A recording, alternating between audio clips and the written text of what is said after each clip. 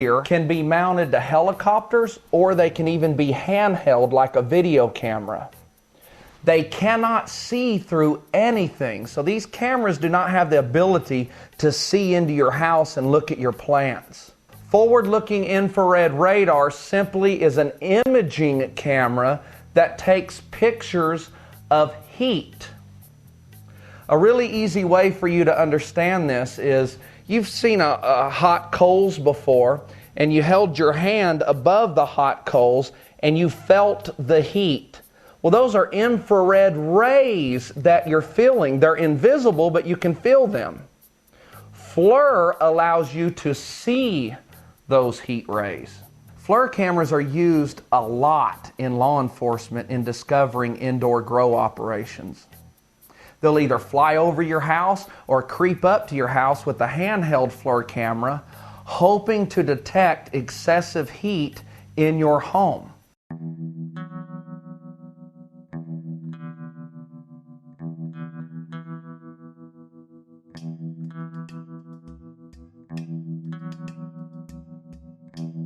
What you're seeing now is footage taken through a handheld FLIR camera.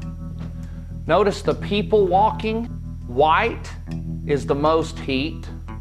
Black is little or no heat. The reason people's faces show up white and bright is because we know the majority of the heat coming from a human escapes through their head. Notice the cars driving, how hot they are underneath. That's the exhaust. See how hot this car is underneath here because it's been driving down the highway? Notice how the fender wells are full of heat?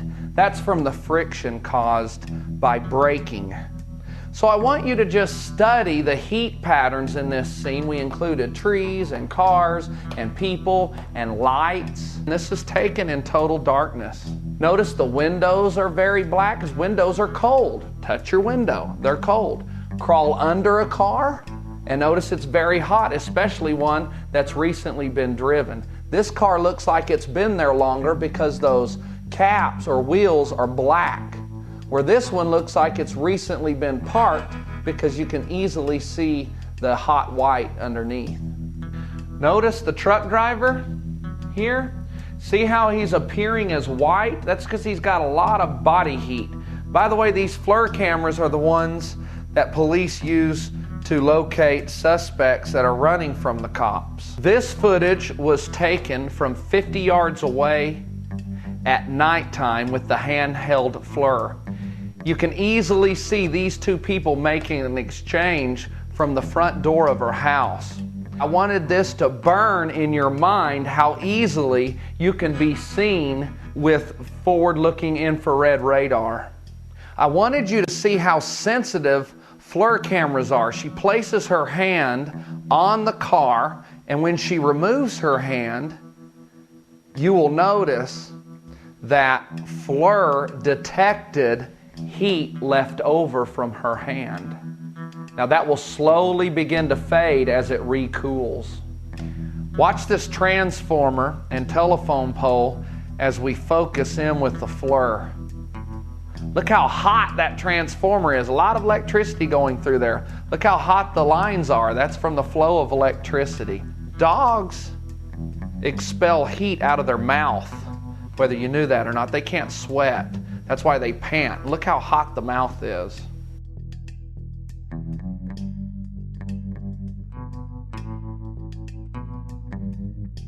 This is what a neighborhood looks like when holding a FLIR camera while driving down the road.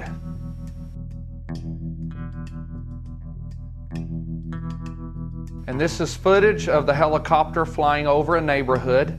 This gives you an idea of what FLIR looks like from the air. Now this is footage taken of a place of business and a house. Of course they wouldn't be able to see you pumping heat out from this height, but they'll get closer, and the FLIR cameras on helicopters have an amazing ability to zoom in. You're going to see this from afar off, and then you'll see it flip. Now that's a close-up shot of what you were seeing a bit ago. You'll see him flip back and forth. This is the close-up view. and the faraway view. So keep that in mind. If you hear a helicopter from far off, if he has a clear line of sight, he can see you. And you can see if somebody was pumping heat out of this building right here, it could be seen by the FLIR. They basically look for two things.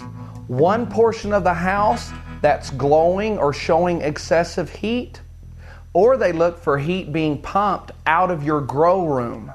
And coming up is what everybody wants to see, and that's an actual grow room under FLIR. Let's see if you can spot it before I point it out.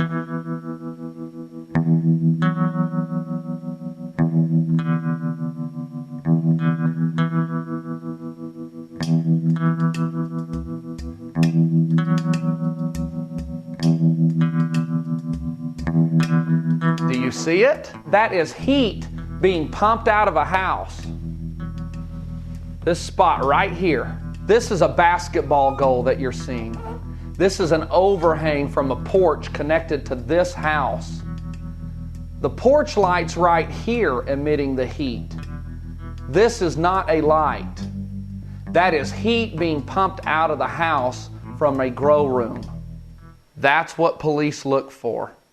If your grow room is large enough that you must pump heat out of your house, it's much safer to pump it into the floor and under the house if you have a pier and beam. This is impossible to do with the concrete slab, so pick a house that's pier and beam and run the vents under the house. This causes the heat to spread out and it cannot be detected by FLIR. If you're using the really hot lights like the mercury halide or the high pressure sodium, you can actually have 1,000 watt light in a room and that heat will spread throughout the entire house and FLIR cannot pick it up. The idea is to spread the heat throughout your house much like a heater does in the wintertime. FLIR cannot detect that. It's the concentration of heat that FLIR detects. If you have a small grow box in your house or you're growing in a closet, the heat generated from the lights can easily be vented into the rest of the house, again avoiding FLIR detection. Another great idea, if you must pump heat out of your house, is to pump the heat through your clothes dryer vent. Then if FLIR cameras get around your house, it simply looks like you're drying a load of clothes. Another guaranteed method you can use to ensure the footage of a FLIR camera doesn't show up on a search warrant affidavit is to grow using fluorescent lights and LED lights. I know there's a lot of controversy surrounding the quality of the bud when a grower uses fluorescence, but I've interviewed at least 50 growers and at least half of them tell me you can grow a good quality bud using a high-powered fluorescent lights referred to as the T5s. Fluorescent lights use very little electricity and they generate almost zero heat. So using these type of lights ensures no heat, therefore no FLIR imaging. The LED lights, light emitting diodes, are new on the grow scene. As far as how well they help plants grow, it's up for controversy, but I do know this. They generate very little power and zero heat like the fluorescents. So if you find out they do work, I highly recommend a combination of the fluorescents and the LEDs. You have to weigh the cost of gel versus the perception of a lesser quality bud.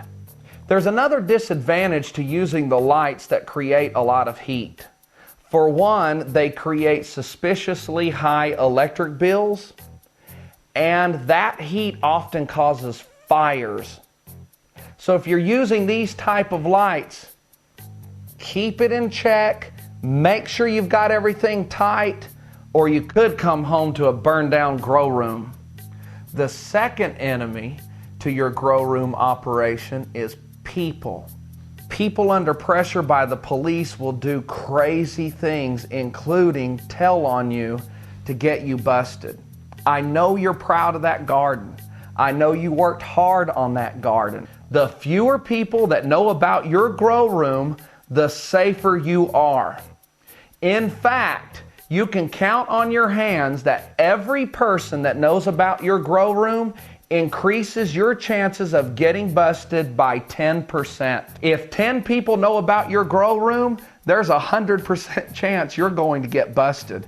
So keep it secret. Did you know that electric company employees are paid money by the police to report high electricity bills? I heard of one case that electric company employees are getting paid $1,000 per report. That's very enticing to an electric company employee that might not be making that much money. So you have to keep your electric bills down so that person doesn't become the enemy of your grow room. Some growers choose to steal electricity by routing the electricity around their meter. Don't do that. That's stealing. There are too many other ways to grow pots safely without having to steal electricity. The third enemy of your grow room operation is sloppiness. Most people just simply do not have the information needed to help them control the evidence that the police can use against them. Growers constantly make sloppy mistakes when trying to get the grow equipment into their house. There is a safe way to get everything you need to grow marijuana to your door without getting busted.